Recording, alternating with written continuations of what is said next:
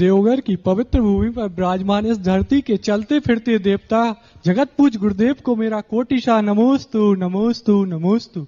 एलक जी के संग में इच्छामी इच्छामी इच्छामी। पूज श्री मेरी जिज्ञासा है गुरुदेव कि कल जो हम सभी ने जन्म अभिषेक किया है इसका गंधोदक हम कितने दिन तक रख सकते हैं, और मंदिर जी के कपाट खोलने के प्रथम दर्शन करने का क्या पुण्य है गुरुदेव? पहली बात तो है कि गंधोदक को आप 24 घंटे तो रख ही सकते हैं, फिर कपड़े को उस गंधोदक से गीला करके सुखा लें तो वह कपड़ा भी वंदनीय की कोटि में आ जाता है। ऐसा वर्तमान में लोग करते हैं और उसके प्रभाव भी देखे गए। बाकी 24 घंटे की तो हम मर्यादा बता सकते हैं, उससे ज्यादा की नहीं कह सकते। जैसे गुरुदेव हम यहाँ पे हैं, अब 3 दिन बाद घर जाएंगे फिर। अब वो तुम जानो, तुम्हारी समस्या उसमें कुछ ऐसे केमिकल्स को डाल दिए जाएं जिससे वो 3 दिन के अंदर उसमें जीव न पड़े। अब वो मुझे मालूम नहीं, हमारे शास्त्र में तो 24 घंटे का लिखा। प्रथम भगवान के कपाट खोलते ही दर्शन करने का बहुत बड़ा महत्व है।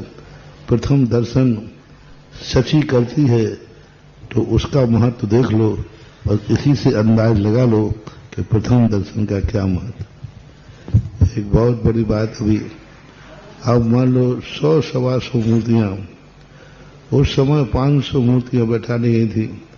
एक एक व्यक्ति ने 10-10, 20-20, 25-25 मूर्तियां विराजमान की थी।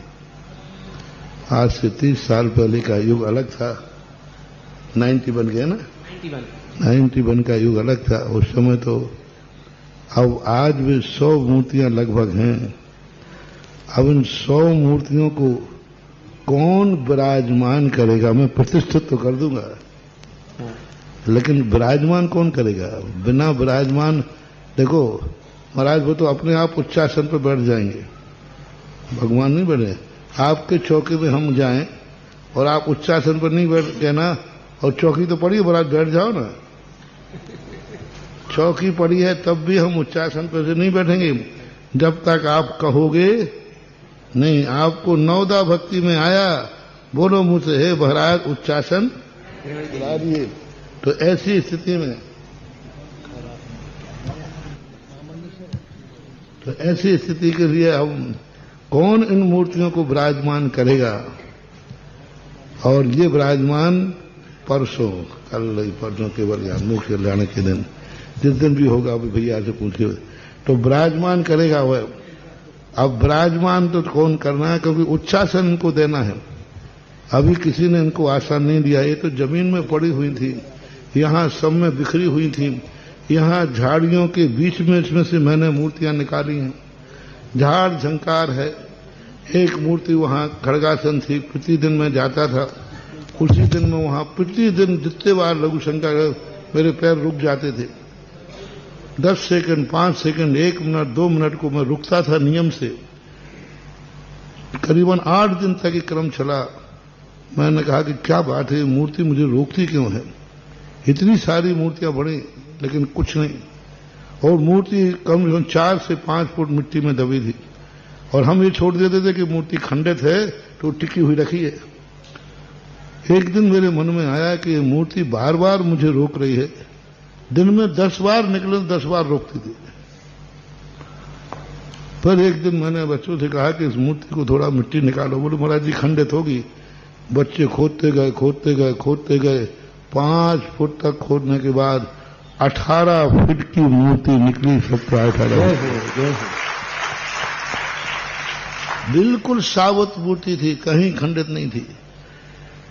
मंदिर नीचे उच्चासन बैठी थी, मंदिर गिर गया, मूर्ति बच गई अकेली। बस मंदिर का मलबा गिर गया, उसी मंदिर में भगवान के पैर मलबे से दब गए।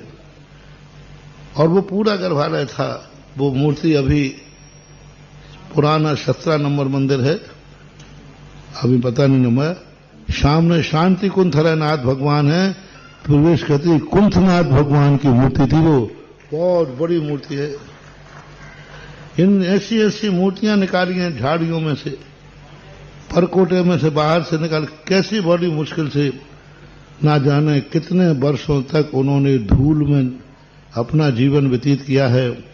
ऐसे भगवानों को कौन उच्चासन देगा?